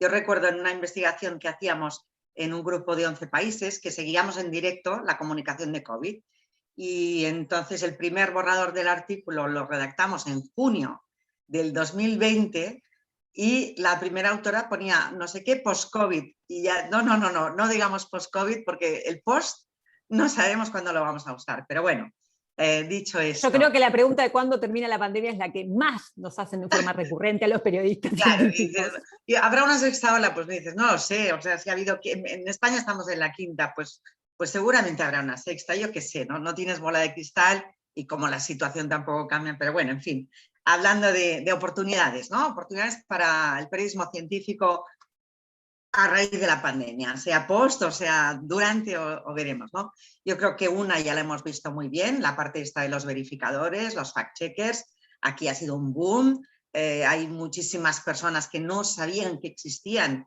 estos medios y ahora todo, por ejemplo en España pues hay uno, maldita.es, que tal, es muy conocido también en algunos países de Latinoamérica, en fin. Verificadores es una buena profesión porque la gente ha descubierto que le engañan mucho y que existen unos medios de comunicación especializados en verificar y en hacer la tarea por ellos. O sea que creo que ahí se abre un boom de oportunidades. Sea otro boom de oportunidades en todo lo que sería la representación del Big Data, los datos, el tratamiento de los datos, la visualización. Ahí también, claro que es una especialidad de la especialidad, ¿no? Al final es una especialidad del periodismo científico, pero realmente si tú no tienes una buena formación en comunicación científica es muy difícil que lo puedas hacer. Lógicamente luego has de saber comunicación y has de saber visualizar datos, pero bueno, al final son esas, yo creo que hay otro pool, ¿no? de oportunidades para los periodistas científicos. Otra cosa que hemos visto también es la globalización. Esa globalización no solamente es la globalización del virus, de la pandemia, de las decisiones, sino de la comunicación. Por ejemplo, las redes lógicamente nos hacen llegar informaciones que vienen de cualquier punto. Si yo leo en castellano me van a llegar, a mí me llegan todos los días informaciones de medios de Argentina, de Colombia, de Costa Rica, de México, que yo no habría ido a buscar, pero la red detecta cuáles son mis prioridades y sabe que esto me va a interesar, porque hay por una parte la cuestión del idioma. Y esto ha sido, en el caso de la pandemia, más aún, porque la información, hay buena parte de la información científica que es universal, que es global. Así que yo creo que ahí también hay una parte de lancémonos, no nos dediquemos solamente a escribir para nuestra pequeñita comunidad, que también, sino que creo que van a salir iniciativas más transnacionales, sobre todo pues en gente que compartimos el mismo idioma. Y otra cosa más, vale, yo en mi caso particular cada vez leo menos gratuito y cada vez pago más por medios que me gustan. Los medios, están saliendo estos medios cooperativos que no viven a base de la publicidad y obviamente ¿qué han de buscar? Pues han de buscar suscripciones, pero para que yo pague 100 euros al año, que no lo sé traducir en otras monedas, pero bueno, $100 al año, para acceder a un contenido completo en un medio digital tiene que ser muy bueno, tiene que tener una información bien hecha, en profundidad, que le veas que no se vende al último partido o a la última empresa que le paga la publicidad. Y yo creo que ahí también es otro, en el caso de España, por ejemplo, hay una revista que se llama 5W, que a mí pues hablo muy bien de ella, no tengo nada que ver, no tengo ninguna explicación. Son reportajes en profundidad y eso es lo que yo quiero leer, cosas que a mí me interesen. Entonces estoy dispuesta a pagar y cada vez prefiero pagar más, pero realmente que me informen mejor. Creo que también hay otra oportunidad allí. Y bueno, y como están muchas que están emergiendo, son estas, es innovación periodística, muchas son periodismo cooperativo, que no depende ni de la gran empresa ni de la publicidad. Y ahí también creo que hay una cancha buenísima para la gente que nos gustan los temas de ciencia, medio ambiente, salud pública. Bueno, medio ambiente también es fabuloso, es un sitio perfecto, porque en un medio de comunicación más tradicional y que vive solo de la publicidad, no nos van a dejar hablar de medio ambiente, o muy poco, o muy superficialmente, ¿no? Y si hay que entrar a hacerlo en profundidad, necesitas otro sistema de negocio, otro modelo de negocio, y ese modelo de negocio tiene que ser de gente que realmente le interese la información. Y bueno, otra vía más. Muy bueno. André, ¿te gustaría comentarnos qué iniciativas has visto allí en Brasil o oportunidades que puedan, digamos, ir más allá de esta pandemia y también el trabajo de la asociación? Sí, claro. Desde el punto de vista de la red brasileña, me parece que continuamos y la red continúa como este espacio para discutir lo que hacemos ahora y cómo nosotros podemos mejorar en cuanto grupo, en cuanto periodistas especializados en ciencia. Y para eso, claro, podemos hacer cursos, charlas, conversatorios, contenidos y muchas cosas que hicimos a lo largo de los últimos meses. como periodista particularmente, yo tengo una curiosidad muy grande de cómo será este post-pandemia, que no tenemos idea cuándo será, porque este fue un periodo para nosotros en que fue la especialización de la especialización. Nosotros ya escribíamos, por ejemplo, yo escribo sobre salud, pero ahora yo escribo sobre salud, pero sobre vacunas, porque es algo que todo el mundo quiere saber. Yo estaba haciendo un ejercicio un poco antes de entrar acá. En los últimos 5 años, entre 2015 y 2019, yo escribí 5 artículos sobre vacunas, artículos mayores. Y en los últimos 11 meses yo escribí 61 artículos sobre vacunas. Entonces, es la especialización de la especialización, y no sé cómo eso se convertirá cuando las vacunas no fueran el gran asunto del momento. Entonces, ¿cómo yo podré aprovechar este conocimiento, esta especialización que yo tuve en otros artículos, en otros tópicos dentro de mi área que es salud?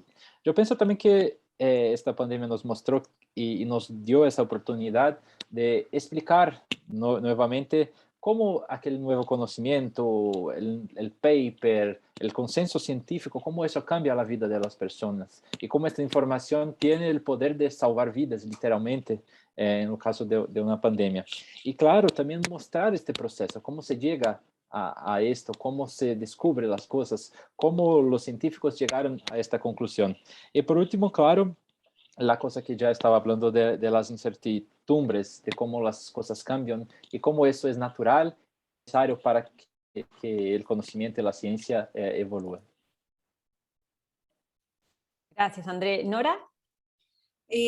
Bueno, coincido con todo lo que se viene diciendo. Solamente quisiera agregar como un aspecto que por ahí no tocamos, que si bien los medios no muestran realmente un giro de 180 grados en la valoración de los periodistas científicos, ni se abrieron decenas de puestos de periodistas científicos en los medios que no los tenían y que tuvieron una revelación y se dieron cuenta que se necesita gente especializada para tratar estos temas, y que además estos temas son atractivos, la gente los sigue y todo. De alguna manera, creo que cada uno de nosotros también desde la tarea que fuimos haciendo, fuimos ganando público, o sea, cada uno de alguna manera es su propio medio. Y si bien los medios no tuvieron la reacción que uno hubiera esperado o que hubiera sido deseable, de alguna manera mucho público sí valorizó la información justa, cauta, medida, sólida, confiable. Muchas veces nos escriben quienes nos siguen en las redes sociales, que es donde uno tiene una interacción, agradeciendo, y más de una vez las personas dicen: para mí, en esta pandemia, yo sigo a tal y tal, y por ahí tiene una lista de 5, 6, 8, 10 personas que son los, entre comillas, referentes y a quienes recurre para tener la mejor información. Creo que eso es una ganancia de la pandemia, y pienso que probablemente, por mi parte, confío en el atractivo que tienen estos temas. Me parece que son temas que son magnéticos, que pueden atraer muchísimo al público. Lo discutí durante toda mi carrera en los medios donde trabajé, que esa subvaloración que hay de los temas de ciencia, de salud, de tecnología, es un error de los medios.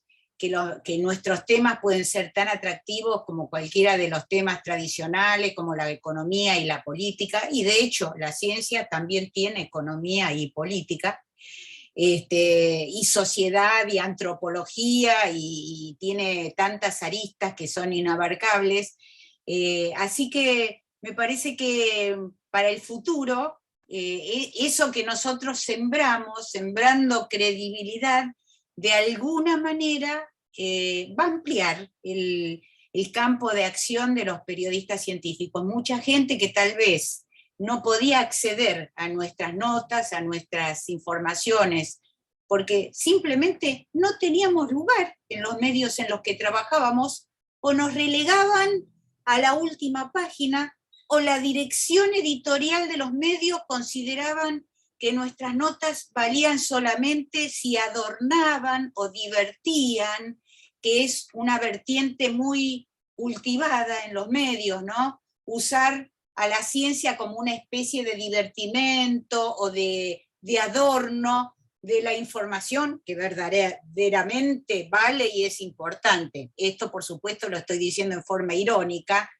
Me parece que esa siembra de credibilidad es algo que se va a prolongar cuando esto, ojalá, haya pasado, recuperemos nuestra vida, entre comillas, normal, aunque ya no pienso que volveremos a algo igual que lo anterior, pero más cerca de nuestra normalidad. Me parece que eso va a perdurar y que mucha gente, digamos, durante la pandemia hizo un tránsito de los medios por los que se informaba a los periodistas por los que se informó mejor. Identificó periodistas, periodistas científicos, ojo, no solo periodistas, pero periodistas, científicos, investigadores, comunicadores, que le ofrecían información confiable y que eso puede perdurar para el futuro. Que hay un desplazamiento, que ya, digamos, ya no hay ese medio que era el faro y que era el que canalizaba toda la información. Justamente la gran oferta de información que hay, no solo del propio país, de la propia ciudad, sino del mundo entero, hace que hoy la sociedad se informe realmente de una variedad de fuentes. Y en esa variedad de fuentes me parece que hoy, no voy a decir que es lo mismo, ni que tenemos la misma cantidad de seguidores, pero que sí hay una oportunidad para nosotros como periodistas para cultivar una audiencia propia, ¿no? Bien, ahora me quedo con ese concepto de sembrar credibilidad, me gustó.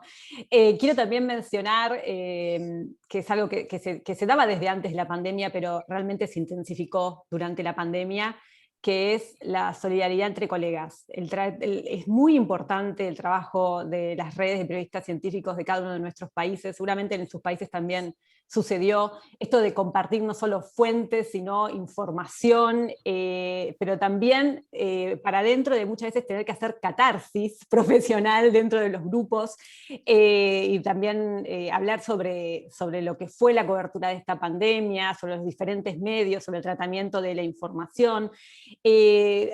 Realmente la solidaridad y el tema de la escucha, mucho más allá de la capacitación y de lo que venimos haciendo, digamos, siempre dentro de cada red de periodistas, fue muy, muy importante para el trabajo diario, ¿no?, de cobertura de la pandemia. Saber que pertenecíamos a una asociación de periodistas científicos y podíamos contar con el colega para lo que necesitáramos, ¿no? Eso me parece que venía desde antes, se intensificó durante la pandemia y creo que es algo que llegó para quedarse. El trabajo mancomunado también dentro de cada propia red de asociación de periodistas científicos. Ya estamos sobre la hora, así que bueno, los invito si quieren hacer una reflexión final, si habían pensado en una reflexión para el final que quieran hacer, Gemma, Cecilia, André, quien quiera, si no, damos por finalizado el conversatorio. Allí ya bueno, muchos los... Sí, yo solo que, es que justo con lo que comentabas de la solidaridad, solamente quería compartir un caso que creo que nos sirve muy bien un poco como colofón.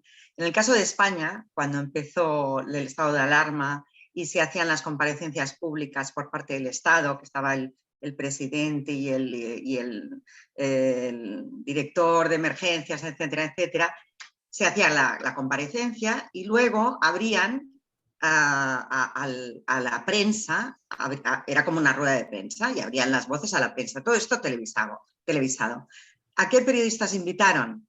a los periodistas políticos, no invitaron a los periodistas científicos. Entonces nosotros desde la Asociación de Comunicación Científica recibimos, pues muchos compañeros nuestros evidentemente se quejaron, dijeron, a ver, si estamos en plena pandemia, ¿cómo no se les ocurre invitar a los periodistas científicos? Y ahí, entre todos, hicimos presión, se hizo una carta desde la asociación nuestra, desde la Asociación de Periodistas Sanitarios creo que también enviaron, y conseguimos que realmente invitaran más a periodistas científicos y además conseguimos otra cosa también, y era que no filtraran las preguntas, porque encima es que las filtraban, o sea que era todo muy complicado. Y esa parte de solidaridad que existe en la profesión, al fin y al cabo nos conocemos todos. Dentro, nosotros no sé cuántos seremos, ¿no? Pero nos conocemos más o menos todos y yo conozco a buena parte de los de Latinoamérica también, o sea que no solamente es en mi país pequeñito me conozco a los que están ahí, sino que os conozco también, he trabajado con vosotros, con Nora hace muchos años que la conozco.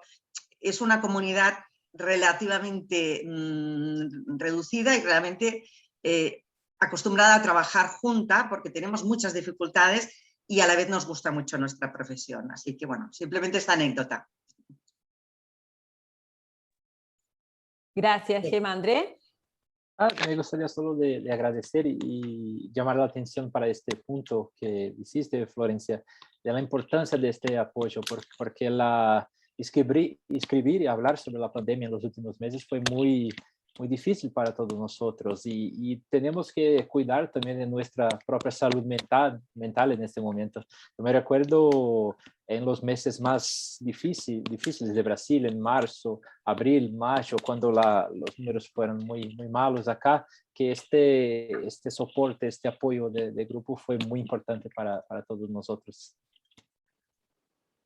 Así es. Bueno, yo también quiero agradecer la invitación, realmente una charla muy enriquecedora, y comparto que pertenecer a una red de periodistas científicos y tener, digamos, poder discutir los temas más difíciles fue como tener un cinturón de seguridad en un auto que va a 250 kilómetros por hora. O sea, nos permitió afrontar esa necesidad de a veces decidir en minutos, en una hora, en 2 horas, qué queríamos decir sobre los hallazgos que se estaban dando a conocer, que muchas veces nos ponían a prueba, y la verdad, mirando hacia atrás y de forma muy humilde, que creo que no solo yo, sino todos los que trabajamos, por lo menos en la red argentina, que es la que uno conoce más, pero supongo que en los otros países habrá sido igual. De hecho, a nosotros nos pasó lo mismo que les pasó a los periodistas españoles que está contando Gemma, que todas las noticias se las pasaban a los periodistas de política, las ruedas de prensa eran con los periodistas de política, y realmente tener esta red en la cual discutir sobre los temas más desafiantes, más inciertos, nos permitió informar. Cuando uno mira hacia atrás, creo que no hubo grandes errores de parte de periodistas científicos en el tratamiento de los temas. Cuando no se sabía, bueno, se decía, esto es preliminar, no se sabe, se necesitan más estudios, pero pudimos trabajar de la manera más honesta, más veraz, de la que éramos capaces, y creo que siempre pudimos informar de la mejor manera. Así que la verdad es una tabla de salvación, como digo, un cinturón de seguridad cuando la noticia hay que trabajarla tan rápido, ¿no? Cecilia. Pues no me quiero robar mucho, entonces nada más felicitar a mis colegas porque realmente han hecho un trabajo increíble de cobertura. En efecto, bueno, creo que sí hay, rescatar esto último que decía Nora, que sí me parece que es importante, o sea, empiezan a haber también referentes, me parece, ¿no? Dentro de la comunidad, y creo que eso es importante. En México también ya tenemos algunos referentes que no voy a nombrar, pero todos sabemos quiénes son, y felicitarlos digamos, por haber hecho un trabajo y seguir haciendo un trabajo que privilegia pues la investigación, la verificación, el contraste de fuentes, y pues seguir inspirando a que el periodismo de ciencia se profesionalice cada vez más. Así que no me cabe más que agradecer. y pues fue de verdad un honor compartir este panel con colegas y periodistas pues tan destacados. Así que muchas gracias. Bueno, muchísimas gracias. Quiero agradecer en lo personal a Soledad Yarrul y a Mariano que me ayudaron a organizar este foro, así que muchas gracias también para ellos. Y agradecerles a ustedes, Nora, Andrés, Cecilia, Gema, ha sido realmente un gusto escucharlos, compartir con ustedes y que sean parte de este foro. Creo que fue muy, muy enriquecedor, y por los comentarios que estoy leyendo en el chat, realmente les ha gustado a todos y les ha servido a todos, así que les agradecemos, realmente ha sido un placer, y los invitamos a que sigan participando de todas las actividades de este quinto foro hispanoamericano de periodismo científico. Hay más conversatorios, hay también debates, hay entrevistas, muchos de los que estamos acá vamos a seguir participando de este foro, así que a todos a registrarse y continuar. Así que bueno, muchas gracias a todos y nos reencontramos la próxima. Muchas gracias, Florencia. Muchas gracias a todas las personas participantes. Antes de cerrar, si pueden prender su cámara para tomarnos una foto de esta primera mesa que tuvimos el día de hoy en el quinto Foro Hispanoamericano de Periodismo Científico. Les agradezco mucho a Cecilia, a Nora, a André, a Gema, que estuvieron participando, a todas las personas que mandaron sus preguntas. Entonces, vamos a darnos unos segunditos para ver si Itzel, Jimena, Carmina, Oriana, Saraí, Carver gustan poner sus cámaras. Entonces, muy bien. Voy a contar a la cuenta de 3. Denme un segundito. Pongan su mejor sonrisa, como si estuvieran acá en un evento presencial. 1, 2, 3. Ok, voy a tomar una más porque somos bastantes. Entonces, Macarena, María Luisa, Rubén, Martín, Laura, Viñar, Estrella Burgos, si quieren aparecer, es el momento. 1, 2, 3. Todo el mundo prende su cámara ahí al final, en los últimos segundos. Muy bien. Bueno, pues muchísimas gracias por conectarse. Como saben, hay una agenda muy amplia. Les invitamos a que nos sigan acompañando y que tengan una bonita mañana. Chao, gracias. Adiós.